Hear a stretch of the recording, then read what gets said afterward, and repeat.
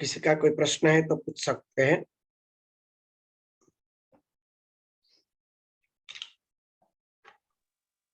स्वामी जी, आपने कल बताया कि सत श्रद्धा का आविर्भाव करता है। जहाँ सत नहीं होता वहां श्रद्धा नहीं प्रकट होती। हाँ, सत्व गुण। जी, और फिर बाद में ये भी चर्चा हुई कि जैसे तामसिक गुण वाला भी किसी न किसी चीज पे श्रद्धा करता है कि उसने वो करता सात्विक है। की श्रद्धा है ना, वो ईश्वर प्राप्ति। सात्विक की श्रद्धा जो है ना, वो ईश्वर की श्रद्धा है। ईश्वर प्रति श्रद्धा सात्विक है, जो ईश्वर प्राप्ति कराने वाली और सुख प्रदान करने वाली है।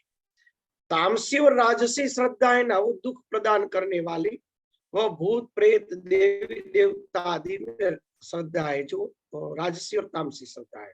तो वो जो श्रद्धा, सात्विक जो श्रद्धा उत्पन्न करने वाला, यानी परमात्मा प्रति श्रद्धा सत्व गुण से उत्पन्न होती है, सात्विक श्रद्धा।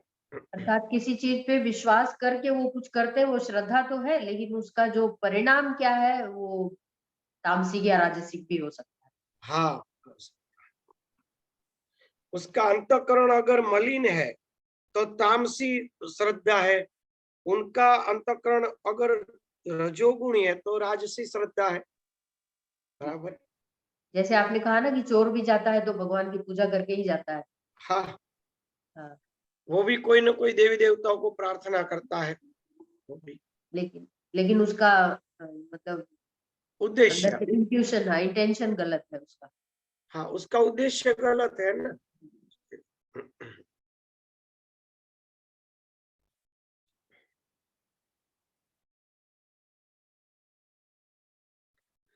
हे नारद, शास्त्र के अवलोकन से सत्वगुण सन्मुख होता है तथा बड़ी तेजी से बढ़ता है। उसका फल यह होता है कि तामस पदार्थ के प्रति उसको वैराग्य आ जाता है। हम लोगों को तामस पदार्थ के प्रति वैराग्य नहीं हो रहा है, यानी कि हमारे में सत्वगुण की वृद्धि नहीं हो रही है, ये उसका परिणाम। तो भाई तामसी और राजसी पदार्थों में वैराग्य कैसे प्राप्त? तो उसका एक ही कार्य है, सत्व गुण को बढ़ाना। तो उसके लिए क्या करते? पवित्र भोजन करे, पवित्र व्यवहार करे, पवित्र चिंतन करे भगवान का, भगवान के नामों और गुणों का गान करे, भगवान के नामों का कीर्तन करे, भगवान के गुणों का कीर्तन करे, भगवान का सत्संग करे, और भगवान के सात्विक पवित्र भक्तों का संग करे, उनसे वार्तालाप करे, उनसे बैठना खाना पीना सब ऐसे पवित्र महापुरुषों के साथ करे। तो इसको कहते हैं सत्वगुण बढ़ाना। सत्वगुण जैसे ही बढ़ेगा तुरंत ही आपको राजसी और तामसी पदार्थों में वैराग्य प्राप्त होगा। बाकी वैराग्य का प्रयत्न करने से वैराग्य प्रकट होता ही नहीं है। विष्णु भैया का हर बार एक प्रश्न रहता है कि इतना प्रयत्न करते हैं फिर भी क्यों ये नहीं हो रहा है। उसका कारण यही है, कल भी उसका फोन था, चर्चा कर रहे थे मुझसे। तो उसका कारण एक ही है कि सत्वगुण नहीं बढ़ रहा है। जो व्यक्ति के अंदर पुरुषार्थ करने पर भी वैराग्य प्रकट नहीं होता, एकाग्रता प्रकट नहीं होती, तो उसका कारण एक ही है, सत्वगुण कम है। सत्वगुण बढ़ाने के लिए तो अन्न को पवित्र बनाए। कई महात्मा लोग, अच्छे अच्छे साधक, अच्छे अच्छे व्यक्ति स्वपाकी होते हैं, अपना खुद का हाथों से पकाया खाते हैं, बाहर का या दूसरे लोगों का नहीं खाते। क्यों भाई, क्या जरूरत है? तो वो कारण एक ही है, सत्वगुण की वृद्धि के लिए। सत्वगुण की वृद्धि हो जाए तो वैराग्य अपने आप प्रकट हो जाता है। वैराग्य बनने से नहीं बनता, केवल चिंतन करने से नहीं बनता है। चिंतन तो बहुत करते हैं, तीव्र वैराग्य प्राप्त नहीं होता, मार्ग नहीं खुलता। उसका कारण है सत्वगुण की वृद्धि। साधक लोग, सन्यासी, अच्छे अच्छे भक्त क्या करते? पवित्रता का पालन करते, बिना स्नान किए कहीं स्पर्श नहीं करेंगे, शौच जाके स्नान करेंगे, क्रोध नहीं करेंगे, ऐसी गलत बातें का संवाद नहीं करेंगे, और किसी का छुआ हुआ ऐसा कुछ खाएंगे पिएंगे नहीं, बाहर का लाया हुआ खाएंगे नहीं, पवित्रता से बनाया हुआ भोजन करेंगे, बैठ के एक आसन पे भोजन करेंगे, काम क्रोध लोभ आदि को कम करेंगे शरीर में, भगवान के जप करेंगे, भगवान के गुणानुवाद करेंगे, नित्य भजन, हनुमान चालीसा का पाठ, सुंदरकांड, रामायण भागवत का अध्ययन करेंगे, सत्संग करेंगे। अच्छे महात्मा पता चला कि आए तो उसके दर्शन करने जाएंगे, सत्संग सुनने जाएंगे। ऐसा क्यों करते हैं? ये करने की जरूरत क्या है? चलो, ये करने की जरूरत क्या है? जरूरत है ये वैराग्य प्राप्त करने के लिए। वैराग्य, हमें तमोगुण और रजोगुण में वैराग्य तभी प्राप्त होगा। तमोगुण और वैराग्य प्रति जो आसक्त है हमारी वृत्ति, वो कभी तभी कमजोर होगी जब हमारा अंदर सत्वगुण बढ़ेगा। उस वृत्ति को कमजोर करना यानी कि वैराग्य प्राप्त। वैराग्य यानी उस व्यक्ति को कमजोर करना। वो वृत्ति कमजोर हो गई, उसका अर्थ की वैराग्य।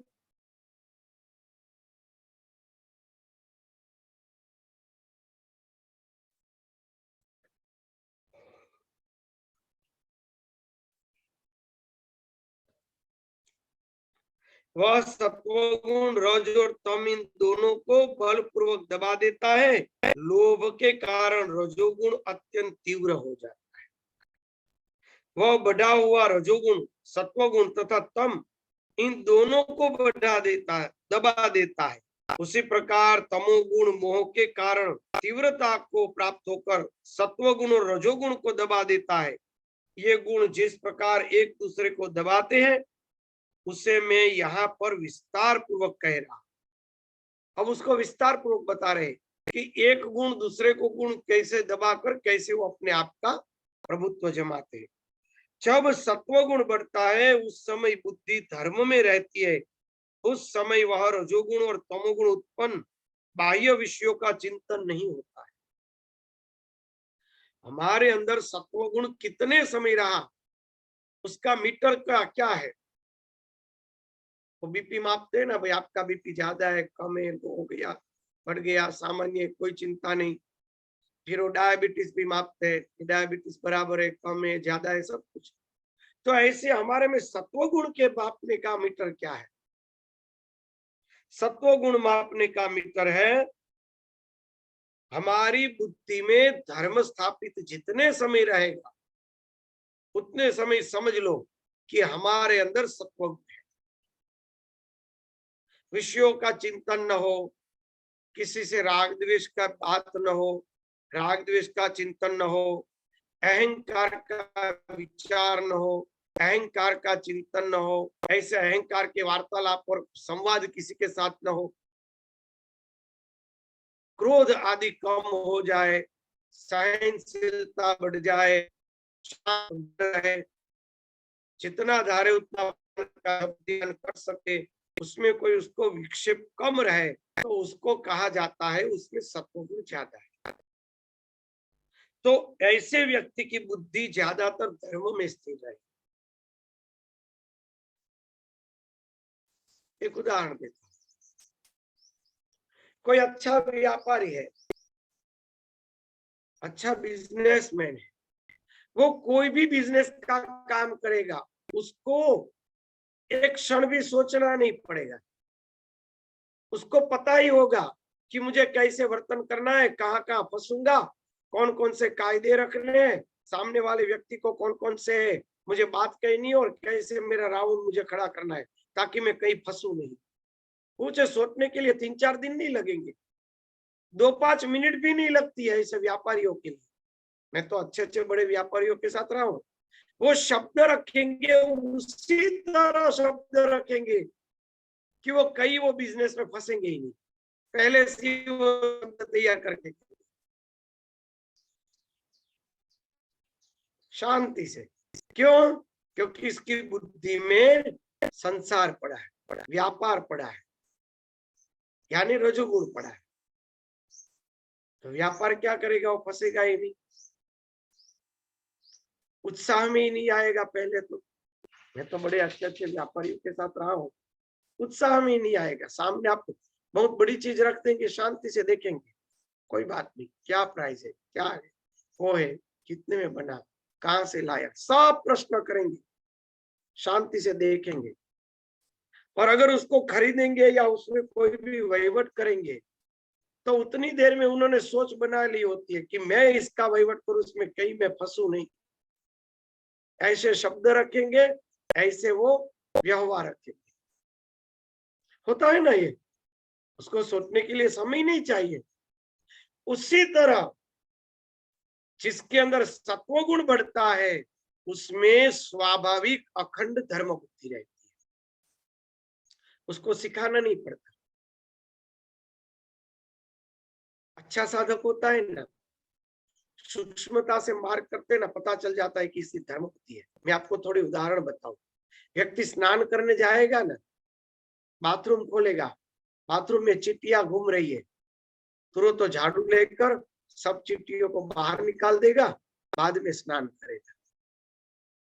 पता चल गया इसकी धर्म बुद्धि है, उसको सिखाना नहीं पड़ेगा। ये धर्म बुद्धि कि मुझसे कोई जीव की हिंसा न हो जाए, मुझसे कोई जीव परेशान न हो, गई ना धर्म बुद्धि। उसको सिखाना नहीं पड़ता, एक एक बात लिखवानी नहीं पड़ती। उसके हर कार्य जिसमें हिंसा न हो, जिसमें राग द्वेष न हो, जिनसे कोई दुखी न हो, सब में भगवान वैसे स्वाभाविक व्यवहार। एक एक समय उसको पुस्तक पढ़ना नहीं पड़ेगा, एकदम छोटी बात है। बाथरूम में गए, खोला, चिट्टियां थी, पानी डाल दिया, जो कार्य करना था स्नान आदि शौच आदि सब करके बाहर निकल गए। स्वाभाविक होता है व्यक्ति में, ये धर्म बुद्धि नहीं है। जो हकीकत में अखंड सात्विकता से रहता है, जिसमें धर्म बुद्धि हो, चाहते हुए देखेगा चिटिया है, बेचारे जीव क्यों मरने दे, इसमें इसका क्या दोष। तुरंत उसको निकालने के लिए झाड़ू है, कोई कपड़ा है, उसको दूर निकालेंगे, फूक मार के दूर निकालेंगे, फिर पानी डालेंगे। सिखाना नहीं पड़ता, उसकी बुद्धि में धर्म स्वाभाविक स्थापित रहता है। इसको कहते हैं सत्वगुण।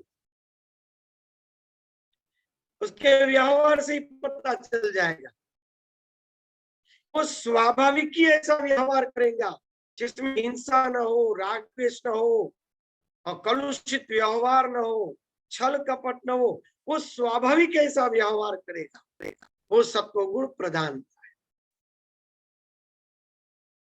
बराबर है ना, सत्वगुण प्रधानता। उसको पढ़ने नहीं जाना पड़ता, जैसे व्यापारी को पढ़ने नहीं जाना पड़ता है कि मैं चीज में फंसूंगा तो नहीं। वो पूरा कैलकुलेशन रख के ही वो सौदा करेगा, कहीं नहीं फंसेगा। पूरा जो करेगा काम, चारों ओर से क्लिप लगा के ही बैठेगा वो, ताकि कहीं ना फंसे। वो सामने वाला ही फंसेगा। जितना अच्छा व्यापारी उतनी अच्छी उसके राउंड। तो वो उसको पुस्तकों में पढ़ने नहीं जाना पड़ता, उसको किसी को फोन करके पूछना नहीं पड़ता, वहीं पर बैठे बैठे वो पूरा आइडिया लगा लेता है। उसी तरह सात्विक व्यक्ति की बुद्धि में स्वाभाविक धर्म होता है। ऐसा धर्म हमारी बुद्धि में स्वाभाविक हो जाना चाहिए। हर बात में किसी से सीखना न पड़े, धर्म बुद्धि रहे।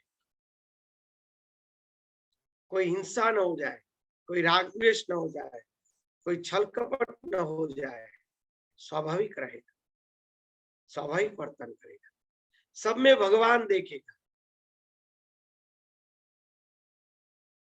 व्यक्ति में सत्वगुण नहीं होगा तो कहेगा अरे मुझे क्या लेना देना भाई, उसका प्रश्न है, वो भूखा रहे तो मैं क्या करूं। सात्विक व्यक्ति होगा, अरे वो बेचारा भूखा होगा, चलो उसके लिए मैं प्रबंध कर दूं, भले मुझे उससे कुछ लेना देना नहीं। तो सत्वगुण है।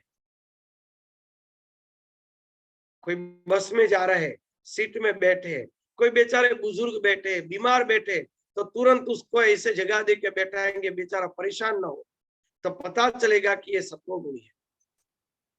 और वो उसका प्रश्न है भाई बीमार है तो मैं क्या करूं भाई, मुझे तो शांति से बैठना है ना, ऐसे भी बोलने वाले होते हैं।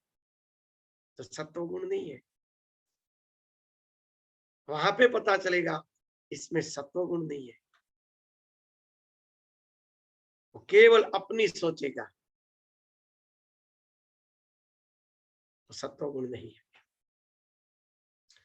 धर्म बुद्धि सत्वगुण से स्थिर होती है। हमें धर्म सीखना नहीं पड़ता, हमारा हर व्यवहार धर्ममय होता है। पुस्तकों से पढ़ के या तो मुख पाठ करके हमें कोई व्यवहार नहीं करना पड़ता। हमारा व्यवहार स्वाभाविक जो होगा वो धर्म ही होगा, जब हमारी सात्विक बुद्धि हो जाए। सीखने जाना नहीं पड़ेगा। जब सत्वगुण बढ़ता है उस समय बुद्धि धर्म में स्थिर रहती है। उस समय रजोगुण या तमोगुण से उत्पन्न बाह्य विषयों का चिंतन वह कभी नहीं करता। उस समय बुद्धि सत्वगुण से उत्पन्न होने वाले कार्यों को अपनाती है। इससे अतिरिक्त वह अन्य कार्य में नहीं फंसती। ये स्वाभाविक स्वीकारेगा। बुद्धि बिना प्रयास से ही धर्म तथा यज्ञादि कर्म में प्रवृत्त हो जाती है। देखा, मैंने कहा वही आया ना, बिना प्रयास। न उसको पढ़ना पड़ता है, न मुख पाठ रखना पड़ता है, न किसी को उसको टोकना पड़ता है, न कुछ करना पड़ता है। स्वाभाविक उसका व्यवहार धर्म प्रति रहता है, यज्ञ प्रति रहता है। यज्ञ यानी सत्कार्य। सत्कार्य में जोड़ना नहीं पड़ता, वो जो करेगा वो सत्कार्य ही होगा, स्वाभाविक, क्योंकि इसमें सत्वगुण प्रधान है।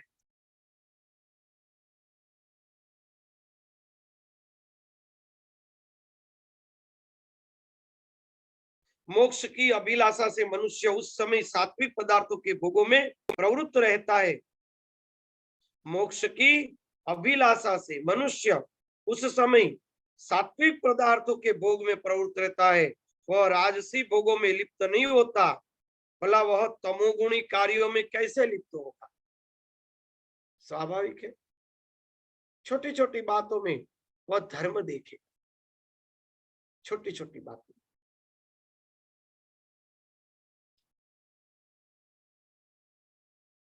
एक बात थी ना, एक कथा में मैंने सुना था, रमेश भाई ओझा की ऐसे कुछ था, मैं भूल गया। बहुत अच्छा प्रसंग। हिमालय के गांवों में, बद्रीनाथ आदि के जैसे गांवों में, पहाड़ियों में एक बस में एक पति पत्नी जा रहे थे। कंडक्टर को कहा कि हमारा जो घर है वो आधा किलोमीटर पहले आता है बस स्टैंड से, तो आप हमें वहां उतार देंगे तो बड़ी कृपा होगी, हमें इतना सामान लेकर इतना चलना न पड़े। एक तो रास्ते एकदम छोटे होते हैं, बस ही चल सकती है और उसमें भी चलना कठिन है। तो कंडक्टर ने कहा कि कोई बात नहीं, अच्छी बात है, चलो आपको आधे किलोमीटर 5-10 मिनट पहले उतार देंगे। 5 मिनट का ही रास्ता था, पहले उतार दिया। जैसे लोग उतरे, गाड़ी आगे चली और ऊपर से पत्थर गिरे और वो गाड़ी खीण में चली गई, सब मर गए। तो पति पत्नी में पत्नी ने कहा कि देखो भगवान ने कितनी बड़ी कृपा कि हम लोगों को बचा लिया। तो पति ने बहुत अच्छा जवाब दिया कि अरे तुम ये सोच रही हो, ये सोचो कि हमें उतारने के लिए 5 मिनट खड़ी रही बस, उसके बदले वहां हम उतर जाते तो इतना बड़ा एक्सीडेंट तो नहीं होता, उतनी देर में बस पसार हो गई। ये एक विचार है ना कि हमारे खातर, हमारे स्वार्थ के खातर पूरी बस खत्म हो गई। ये नहीं सोचा, मगर ये सोचा कि अच्छा हुआ भगवान ने हमें तो बचा लिया, तो ये रजोगुण है और वो सत्वगुण है। उन्होंने सोचा हमारे अपने स्वार्थ के लिए हमने इतने लोगों को मार दिया, हमें पाप लगेगा, उन्होंने ये सोचा। तो ये जो समझ है ना, व्यवहार और समझ, उसके ऊपर से पता चल जाता कि व्यक्ति रजोगुणी है, सत्वगुणी है या तमोगुणी है। ये सोच, ये विचार, ये व्यवहार, ये बताता है कि हम किसमें है, सत्वगुण है, रजोगुण है या तमोगुण है। वो चीज।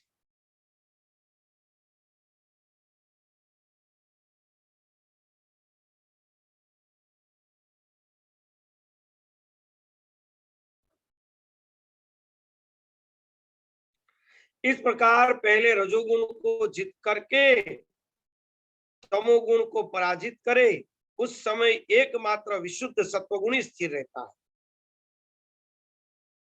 इस प्रकार पहले रजोगुण को जीत करके वह तमोगुण को पराजित कर दो, और तमोगुण को पराजित करोगे फिर रजोगुण को जीत लो, तब केवल विशुद्ध सत्वगुण स्थिर रहेगा।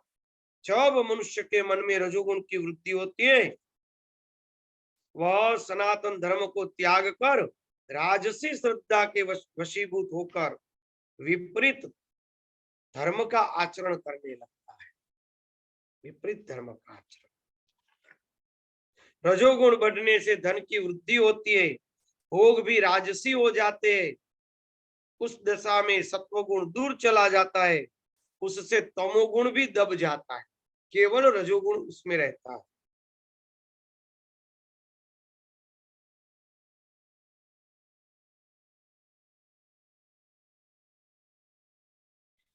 रजोगुण बढ़ने पर क्या करता है व्यक्ति? धन की वृद्धि सोचने लगेगा और राजसी भोग का चिंतन। जब तमोगुण की वृद्धि होगी तो उत्कट हो जाएगी, उत्कट हो जाता है तब वेद और धर्मशास्त्रों में विश्वास नहीं करता। उस समय मनुष्य तामसी श्रद्धा प्राप्त करके धन का दुरुपयोग यानी पाप करता है, संपत्ति से पाप कर्म करता है, सबसे द्रोह करने लगता है, उसे शांति नहीं मिलती। वह क्रोधी, दुर्बुद्धि, दुष्ट मनुष्य सत्व रजोगुण को दबाकर अनेक विध तामसी विचारों में लीन रहता हुआ मनमाना आचरण करने लगता है। किसी भी प्राणी में सत्वगुण, रजोगुण और तमोगुण अकेले नहीं रहते, अपितु मिश्रित धर्म वाले वे तीनों गुण एक दूसरों के आश्रितभूत होकर रहते। थोड़ा न थोड़ा कहीं न कहीं तमो, रजो और सत्व काम करेगा एक दूसरे में। हे पुरुष श्रेष्ठ, रजोगुण के बिना सत्वगुण और सत्वगुण के बिना रजोगुण कदापि रह नहीं सकता।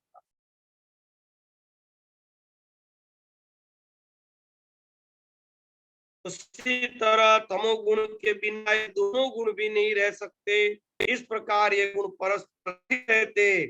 सत्वगुण रजोगुण के बिना तमोगुण नहीं रहता, क्योंकि इन मिश्रित धर्म वाले सभी गुण की स्थिति कार्य कारण भाव से भिन्न प्रकार से होती है। ये सभी गुण अन्य आश्रय भाव से विद्यमान रहते, अलग अलग भाव से नहीं रहते। प्रसव धर्मी होने के कारण ये एक दूसरे के उत्पादक भी होते हैं। उत्पादक, एक में से दूसरा उत्पन्न होता है। अब इसको समझाता। सत्वगुण, सत्वगुणी व्यक्ति में तमोगुण और रजोगुण कहाँ?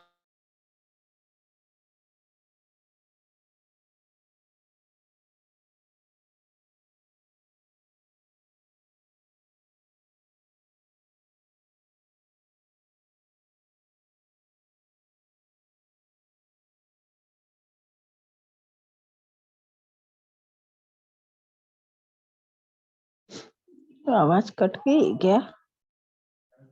हाँ, disconnect हो गया।